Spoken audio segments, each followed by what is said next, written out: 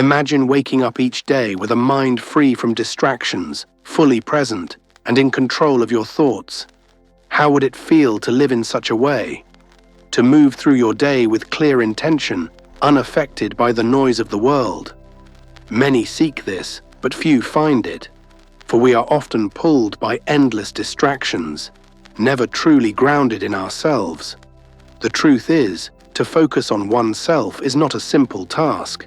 It requires clarity and the willingness to embrace stillness amidst the chaos. Without focus, our minds wander, lost in the distractions we create. But the path to true peace is within reach, if we only have the wisdom to follow it.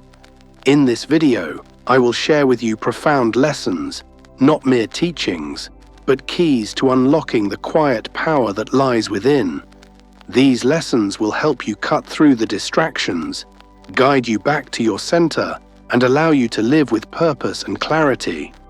They are timeless truths, simple and designed to help you focus on what truly matters. This is not the advice of fleeting trends, but the wisdom of ages, offering you a chance to shape your life with intent and to bring about the peace and stillness that you seek. Let me begin. Lesson 1. Stop overloading your mind. How often do you find yourself distracted? How many times has your mind wandered to something else when you're trying to focus? You try to do one thing, but then a thought pulls you away, and before you know it, hours have passed. The truth is, we all struggle with this. The world is filled with distractions, and we allow them to take us away from the present moment. But what if you could change this? What if, instead of allowing every distraction to pull you in, you could learn to quiet the mind and focus on yourself? Imagine, just for a moment, being able to sit still, without thoughts racing through your mind, without the need to check your phone or think about the next thing on your to-do list. Wouldn't that be a powerful thing? The Buddha said, "The mind is everything. What you think, you become." When you allow distractions to rule your thoughts, that is what you become, someone who is never truly present. Now I want you to think about a simple truth. Distractions are not your enemy. The enemy is your attachment to them. You don't have to be constantly engaged with the world. The key is to understand that you are the one who chooses where your attention goes. So what can you do? One simple step is to start each day in stillness. Before the world pulls you in, take a moment to breathe, to set your intention for the day. This moment of calm can be the anchor you need to stay focused. The Buddha said, "Peace comes from within." Do not seek it without. The peace you're searching for isn't out there, it's already within you. Another way is to eliminate the distractions. Set boundaries. Turn off notifications, put your phone down, and create a space where you can just be. It's like cleaning a messy room. When the space around you is clear, your mind becomes clear. Think of your mind as a garden. If you allow weeds of distraction to grow, they will take over. But if you tend to your garden, you'll find a space for peace and focus. Just as the Buddha taught, what you think, you become. So focus on your thoughts, focus on the present. The distractions will always be there, but you don't have to let them control you. You may think, but isn't multitasking necessary? The truth is, multitasking only scatters your mind. When you focus on one thing at a time, you give it your full attention. That's where growth happens. The misconception is that we need to do everything at once, but the Buddha teaches us to focus on the present moment. Doing so makes us more focused, more at peace, and more in touch with who we truly are. Take small steps, practice stillness, set boundaries, eliminate distractions. Slowly, you'll find that your focus on yourself deepens, and the noise of the world becomes less important. You'll see that the peace you seek has always been within you. Lesson 2. Simplifying your surroundings. How many times do you find yourself in a space filled with clutter? Perhaps the table is piled high with papers, the room scattered with belongings, and your mind too is in the same state. chaotic, disordered. It is an unfortunate truth that many of us live surrounded by distractions, unnecessary things, and excess. The clothes we no longer wear, the objects that hold no true meaning, and the papers we accumulate over time, each piece adding weight to our day, to our mind. But why do we allow it to persist? Is it not the mark of wisdom to live simply, to surround ourselves only with that which serves us? Imagine, if you will, the space in which you now sit. Each object, each piece of clutter, carrying a weight upon your shoulders. Imagine if all of that weight could be lifted. What if the environment around you reflected a clear, peaceful mind, instead of one full of confusion and disorder? Lao Tzu said, "Manifest plainness, embrace simplicity, reduce selfishness, have few desires." And yet, amid our accumulation of possessions, our minds grow heavy, burdened by the weight of things that have no true value. How can one's mind be pure when their surroundings are filled with chaos, with things that distract, with things that do not contribute to their peace? It is as if one is trying to meditate in a room where the wind howls and the dust dances around, making it impossible to find stillness. Consider the last time you tried to focus on something important, perhaps a task or a moment of quiet reflection. Did the clutter around you serve you? Did it help? No, it only added to the distractions. Your eyes wander, your mind follows. The distractions call for your attention, and in that moment, peace becomes a distant thought, something fleeting that slips away. I say unto you, the path to clarity begins not in the mind alone, but in the space you inhabit. Imagine, if you will, a room with only the essentials, nothing more, nothing less.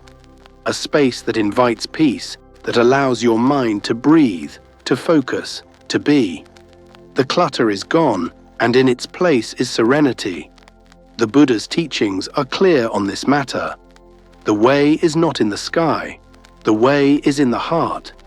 And when the heart is weighed down by distractions, how can it find peace? To address this, let us first consider a simple fix. Take a moment, just a brief moment, to observe the space in which you live. What is truly necessary? What is essential? Remove that which does not serve your growth. Start small, perhaps a single drawer, a shelf, a corner of your home. Simplify your space as you would simplify your mind, clearing away the excess so that only that which brings you peace remains. Do not look for perfection, for it is not the number of things you remove, but the intention with which you remove them. It is not the act of cleaning that brings peace, but the act of choosing what truly matters. The Buddha said, "Let go or be dragged." This too is true of your surroundings. Let go of the things that burden you, the things that tie you to the past, the things that add no value to your life. It is not the quantity of possessions that enriches a person, but the quality of their mind and spirit. When we allow ourselves to be surrounded by simplicity, we invite clarity into our hearts. Yes, many of us hold on to things, as if the things we possess define us. Yet, in holding on, we are chained to what has gone. We forget that all things are impermanent, that the possessions we cling to are fleeting and will one day pass away, just as we will. It is not the things that matter, but the peace we cultivate within. As you simplify your surroundings, you will notice something remarkable. Your mind will begin to clear as well. You will find that your thoughts, once scattered and burdened, begin to settle, much like dust settling in an empty room. The distractions that once pulled you in all directions will lose their hold. You will find yourself more present, more focused, more aware of the peace that exists within. Lesson 3. Finding peace in solitude. In the world we live in, it is common to see many souls overwhelmed by the noise of life. You walk through the crowd, hear the constant hum of voices, and the clamor of never-ending tasks and obligations. You find yourself trapped in a cycle of social interaction, media consumption, and external demands. You may even look to others for validation, or perhaps you try to fill the void within with activities and distractions. Yet there is an unspoken truth that many overlook. True peace, clarity, and understanding cannot be found in the midst of this external chaos. Many chase after noise, hoping it will fill the silence they fear. But in doing so, they are led astray, missing the peace that lies in solitude. Now imagine this. You stand at the edge of a quiet forest, the rustling of leaves beneath your feet. The sky, though vast, feels close to you. The air, though still, feels alive. The world around you seems to breathe in harmony with your own heartbeat. There is no rush, no demand. The only voice you hear is your own. This, my friend, is the peace found in solitude. When we silence the distractions and return to the essence of our being, only then do we hear the wisdom within. Solitude is not the absence of company, but the moment when one is able to find themselves in the silence, to listen to their own thoughts, and to reconnect with what is true and unchanging. This is not merely the absence of others, but a return to the self. When one is alone, they are not disconnected from the world. They are united with it in its purest form. True solitude is not a punishment, but a profound state of being, where the soul is free to explore, reflect, and heal. Consider the example of a man who has lived his life surrounded by noise, family demands, work pressures, endless messages. He feels overwhelmed, trapped, as if he is always chasing something just beyond his reach. But when this same man steps into solitude, perhaps by retreating to a quiet space or sitting by a lake under a solitary tree, he feels something shift. The clamor fades, and the mind, once turbulent, begins to calm. This man is no longer a servant to the chaos of life. In solitude, he finds the room to breathe, to think, and most importantly, to reconnect with himself. Solitude, in truth, is not about being alone, but being with the self in its most pure form. As Lao Tzu wisely said, "He who knows others is wise. He who knows himself is enlightened." In solitude, one gains the space to know the self, to hear what the heart truly desires, and to understand the deeper longings that often go unnoticed in the noise of daily life. It is in this silence that the wisdom of the soul emerges. For the soul, like the still waters of a pond, reflects clearly only when it is undisturbed. So what must be done to find peace in solitude? The path, though simple, is often difficult to walk in a world that seeks constant stimulation. First, let go of the fear of silence. The modern world has conditioned us to fill every moment with noise, with distractions, and with the need for constant connection. But silence is not an enemy. It is the gateway to clarity. One must not fear being alone with their thoughts, for in that space lies the potential for profound growth. Next, create spaces in your life for solitude. You do not need to retreat to the mountains to find peace, though that is one way. Solitude can be as simple as setting aside time each day to sit quietly, to breathe, to reflect. Do not fill this time with distractions. No phones, no television, no chatter. Simply sit with yourself, observe your thoughts, your feelings, and your emotions without judgment. Let them come and go like the breeze, without clinging to any one thought. In time, you will begin to notice a shift. Your mind will calm, and your heart will settle. You will begin to hear the subtle wisdom that was always within you, waiting to be acknowledged. Lastly, recognize that peace in solitude is not about avoiding the world, but about embracing your true self. The more we run from ourselves, the more we find ourselves lost in the noise of life. But when we stand still, when we allow ourselves to sit in the quietude of solitude, we align with our inner truth. The world becomes clearer, and we find that we can engage with it not from a place of reaction, but from a place of peace and understanding. Many believe that to be constantly busy, to be always surrounded by others, is the key to happiness. But in truth, this is merely the illusion of fulfillment. A life lived in constant external noise may seem full, but it often leaves one empty inside. Solitude, on the other hand, does not fill you with external validation, but fills you with internal peace. The more you embrace solitude, the more you will find that the true essence of life is not in the distractions, but in the quiet moments of introspection, where you come face to face with your soul. Lesson 4. Building emotional resilience.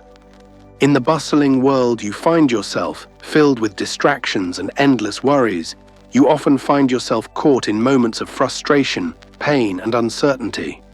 Your mind churns with thoughts of defeat, and the heart weighs heavy with burdens that feel too much to bear. Have you ever felt that your emotions, like a violent storm, overpower your ability to think clearly? How many times has your peace been shattered by setbacks, small or large, pulling you into an endless spiral of negative emotions? These are moments when your emotional foundation is tested, and yet they are also the moments where the seed of resilience can be sown. Imagine, if you will, a tree standing firm in the face of a mighty storm. The wind howls, the branches bend, but the tree does not break. It stands tall because its roots are deep. Such is the nature of emotional resilience. It is not the absence of hardship, but the ability to withstand it, to bend without breaking, to face adversity with strength and grace. For life will always have its trials, but the resilient soul learns to weather these storms and emerge stronger, not weaker. There is a teaching from an ancient sage who once said, "A person who is not moved by the storm is not disturbed by the rain." This wisdom reflects the essence of resilience, being unmoved by the forces outside, not because they do not exist, but because you understand them. You see them for what they truly are, passing moments in the grand flow of life. When we understand that nothing in life is permanent, neither joy nor sorrow, we begin to build the resilience needed to endure and even thrive amidst difficulties. Consider the scenario where a young warrior faces the trials of battle. Each loss, each wound, each defeat could break his spirit, yet it is the very act of overcoming these challenges that forges his strength. It is not that he does not feel pain, but rather he learns to accept it, to move through it, and to emerge with more wisdom and fortitude. The same is true for us. We must face our emotional struggles head-on, but we must also recognize that these struggles do not define us. They are but passing clouds, soon to fade. Peace comes not from the absence of conflict, but from the ability to find peace within it. These words, though not spoken by one single wise sage, are echoes of truth shared by many who have walked the path before us. The storms of life will always rage, yet when you learn to find peace within, you are no longer a victim of these external forces. Instead, you become the master of your own emotions. Now, let us consider how to cultivate emotional resilience, for it is not a trait one is born with, but a skill that is developed through conscious effort. First, we must begin by reframing our mindset. When challenges arise, do you see them as obstacles to your peace, or as opportunities to grow stronger? When you face criticism or failure, do you see it as a reflection of your worth, or as a lesson that deepens your understanding of life? It is in the way you perceive adversity that your resilience is either strengthened or weakened. Shift your thinking. Instead of asking, "Why me?" ask, "What can I learn from this?" To help in this process, here are a few simple but profound steps to foster emotional resilience. Mindfulness. Cultivate the practice of being present. When you feel overwhelmed, pause. Take a deep breath. Bring yourself back to the present moment, for that is all you truly have. This simple act of being mindful can bring immense clarity and calm in times of emotional turmoil. Gratitude. In times of difficulty, it can be easy to focus only on what is wrong. But take a moment to reflect on what is right. Even in the darkest of times, there is always something to be grateful for. By practicing gratitude, you shift your focus from the negative to the positive, which helps to build a resilient mindset. Self-reflection. Reflect upon your past challenges and how you overcame them. Realize that you have faced adversity before and emerged stronger. This recognition of your past strength can empower you to face current difficulties with greater courage. Support. Never forget that even the mightiest of trees can benefit from the shelter of a forest. Seek support from those who understand your journey, for emotional resilience is not built in isolation, but through connection with others. Emotional resilience does not mean that you must suppress your emotions or become impervious to pain. Rather, it is about embracing your emotions fully, feeling them deeply, but not allowing them to control you. To be resilient is to understand that pain is a part of life, but it is not the end. It is a chapter in a much larger story. And with each passing moment, as you choose to rise, you build your strength for the next challenge. Lesson 5. Releasing control. In your quest for stability, you, like many, often grasp at life with clenched fists, holding on to every detail, every plan, every moment. You seek to control what is beyond your reach, your circumstances, the actions of others, the unfolding of time itself. Have you ever wondered why, despite your best efforts, the weight of this control only brings you deeper into distress, anxiety, and frustration? Why does it feel as though, despite all your attempts to manage the chaos, the more you control, the less you feel in control? Imagine this: a river flowing peacefully, its course determined by forces far greater than any one person. Now picture yourself standing by its banks, trying to force the river to follow a path that you have decided is best. The more you try to direct the flow, the more the water resists, crashing against your efforts and eroding the ground beneath you. This is the nature of trying to control the uncontrollable. Your attempts, though born of good intentions, only create greater turbulence and frustration.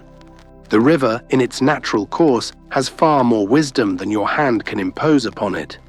Just as the river flows without resistance, so must you learn to flow with life rather than forcing it.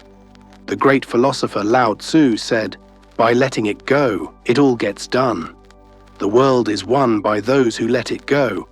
These words speak not to passivity or a lack of action, but to the wisdom in surrendering the illusion of control. For control, in its essence, is a form of resistance. It denies the natural flow of life and the wisdom inherent in letting go.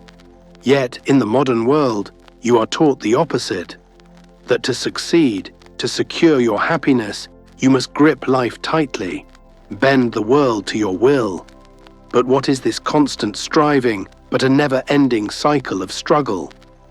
Consider the wise oak tree in the forest, standing tall in all its glory.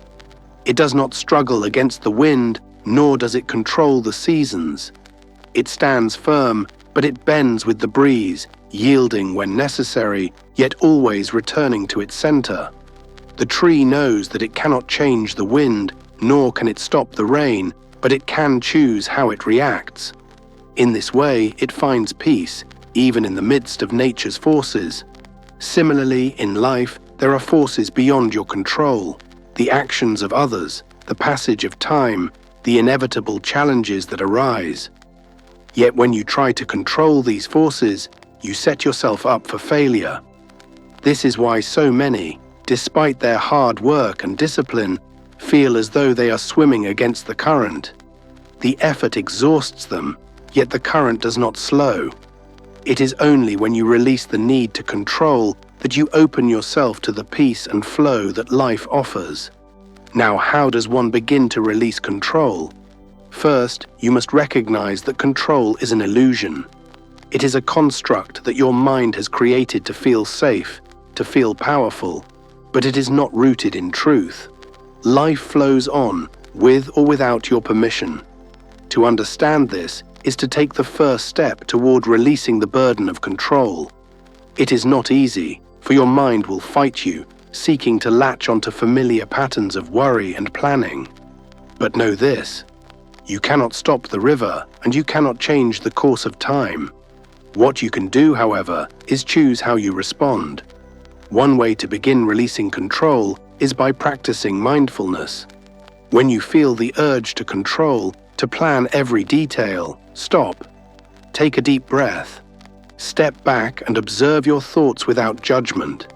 Notice the desire to control and recognize it for what it is: a fear of the unknown, a desire for certainty in a world that is inherently uncertain. This act of observing your desire to control without judgment creates a space between you and your emotions, allowing you to choose a different path. Another powerful way to release control is through the practice of surrender. Surrender in this sense does not mean giving up or resigning yourself to defeat. It means allowing life to unfold naturally, trusting that what is meant for you will come and what is not will pass. Trusting that the universe or life itself has a plan greater than your own. As you practice surrender, you find that peace is not something you must chase, but something that arises when you stop running after it. Finally, remember that life is ever-changing. Just as the river constantly flows, so too does life move forward, changing with each passing moment. The world will continue to turn, the seasons will change, and your circumstances will evolve. To cling to what is no longer yours to hold is to deny the natural flow of life. Instead, accept change with open arms, for it is through change that growth is possible. Lesson 6. Be kind to yourself. In your relentless pursuit of success, validation, and achievement, there is a common thread woven into the fabric of your daily life. You strive, you push, you demand more from yourself than what is often humanly possible. And yet, in the quiet moments of reflection, there lingers a voice within that chastises, criticizes, and judges your every move. Does this not sound familiar? When was the last time you looked at yourself in the mirror and offered a kind word, a gentle nod of acknowledgement for all that you are, rather than a harsh criticism of all you are not? Imagine this. You are a gardener tending to a young sapling. With every passing day, you water it, ensuring it gets enough sunlight and remove any weeds that may harm its growth. But what if, instead of nurturing the plant, you were to berate it every time it grew too slowly, every time its leaves turned yellow or its branches didn't stretch high enough? What would happen to the plant? It would wither and die, overwhelmed by the weight of your harsh judgments. And so it is with you. The way you speak to yourself, the harsh demands you place upon your spirit, the neglect you show yourself in moments of failure, all of this harms you. You are that sapling, and without kindness, you too will struggle to grow. The great teacher Buddha once said, "You, yourself, as much as anybody in the entire universe, deserve your love and affection." These words echo a truth that has been forgotten by many in the modern world. Love, kindness, and compassion must first be extended to yourself before they can be shared with others. You cannot pour from an empty cup. When you fail to show kindness to yourself, you run the risk of burning out, becoming resentful, and losing sight of your true potential. Your inner voice, which should be a source of comfort and guidance, instead becomes a tool of self-doubt and discouragement. Take a moment now to reflect on the many ways in which you are unkind to yourself. Perhaps you find yourself constantly comparing your journey to others, feeling that you are falling short in some way. Or maybe you are your harshest critic, never allowing yourself the grace of imperfection. The truth, my dear friend, is that imperfection is not to be feared. but embraced. It is in your imperfections that your humanity lies, and it is through them that you find your deepest wisdom. The key, however, is to be kind to yourself through these moments. Recognize that you, like all beings, are a work in progress. Now, how can you begin to practice kindness toward yourself? First, recognize that kindness is not merely a feeling, but an action. It is a choice you make with each thought, word, and deed. Begin by speaking to yourself as you would speak to a dear friend. When you make a mistake, do not chastise yourself, but offer understanding and patience as you would to someone you love. Acknowledge the difficulty of your journey and celebrate your small victories along the way. One powerful practice is to use affirmations. These are not empty words, but seeds you plant within your mind. When you say to yourself, "I am worthy of love," "I am doing my best," or "I am enough as I am," you are nourishing your spirit, allowing it to grow and thrive. The more you repeat these affirmations, the more they will take root within your mind, replacing the self-criticism and doubt that may have taken hold. Another way to practice kindness is through self-care. When you give your body the rest it needs, when you nourish it with healthy food, when you engage in activities that bring you joy, you are showing kindness to yourself. This care is not a luxury, it is essential for your well-being. You would not neglect a beloved pet or a child in your care, so why neglect yourself? However, kindness does not mean allowing yourself to remain stagnant or avoid growth. On the contrary, kindness enables growth. It is through being kind to yourself that you build the emotional resilience needed to face challenges, to take risks, and to learn from your mistakes. Being kind does not mean avoiding discipline, but it does mean practicing patience with yourself when things do not go as planned. The path of kindness is the path of self-love, and self-love is the foundation of all that you do. When you are kind to yourself, you create the conditions for your own growth, happiness, and success. You become your own greatest ally, and with that support, there is no limit to what you can achieve. Lesson 7. Embracing the present moment. Ever wondered why your mind sometimes drifts to the past or the future?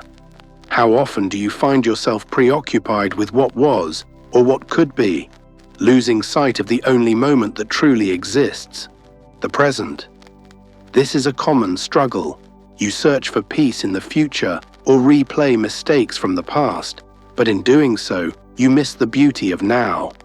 How often do you feel this inner turmoil, only to realize that what you're chasing lies not ahead of you or behind you, but right here, in this very moment? It is a common plight of the modern soul, forever chasing something beyond the horizon, never finding peace in the current breath. You dwell in regrets of the past, and you fear the uncertainty of the future, leaving no room for the beauty of this very moment, the only moment you truly have. Imagine the vastness of the sky stretching above you, the warmth of the sun upon your skin, the rustling of leaves in the breeze. All of this is happening in this very moment, but how many times do you pass by, preoccupied with something that is not here, not now? As the philosopher Lao Tzu once said, if you are not present in the moment, you are missing the whole world. How many worlds have you missed simply by failing to embrace the present moment? How many joys, however fleeting, have slipped through your fingers as you looked elsewhere for them? Buddha himself teaches us the importance of mindfulness, the practice of being fully aware of the present. He spoke often of the impermanence of life, reminding us that all things change, all things pass, and yet in this fleetingness there is an opportunity to live deeply, truly, fully. As Buddha said, do not dwell in the past, do not dream of the future, concentrate the mind on the present moment. There is wisdom in these words, ancient and eternal. The past is but a shadow, the future a mere illusion. The present is the only reality, the only thing that truly exists. I ask you now to imagine a time when you were truly engaged in something, whether it be a conversation with a friend, the act of creating something with your hands, or simply sitting in quiet contemplation. In those moments, were you not at peace? Was there not a deep satisfaction in the simple act of being present with whatever was happening right then and there? Why then do you allow your mind to wander when you could be savoring the richness of the now? The present moment is alive, filled with opportunity, and yet so often it slips away as we allow ourselves to be consumed by distractions. The wisdom of the ancients teaches that in the present we find our true power. You may seek happiness, peace, or fulfillment in the distant future. But the truth is, these are all available to you now. Happiness is not a destination, it is a state of being. Peace is not a future event, it is a choice you make in this moment. You can choose to embrace the present, to let go of the past, and release the future. Thich Nhat Hanh says, "There is no way to happiness. Happiness is the way." This profound insight reminds you that happiness is not something you obtain by reaching some future goal. It is something you create in the present, with each breath, each thought, and each action. Now, how does one begin to embrace the present moment? The practice, dear one, begins with awareness. The first step is simply to notice when you are not fully present. Pay attention to the times when your mind drifts to the past or to the future. When this happens, gently bring your focus back to the now. It may help to engage your senses. Notice the sights, sounds, smells, and feelings around you. This grounds you in the present moment and brings clarity to your experience. Another important practice is mindfulness meditation. Sit quietly, breathe deeply, and allow your thoughts to pass like clouds in the sky, without attachment or judgment. As you sit, focus on the rhythm of your breath, the sensation of air entering and leaving your body. In this way, you train the mind to be still, to be present, and to find peace in the here and now.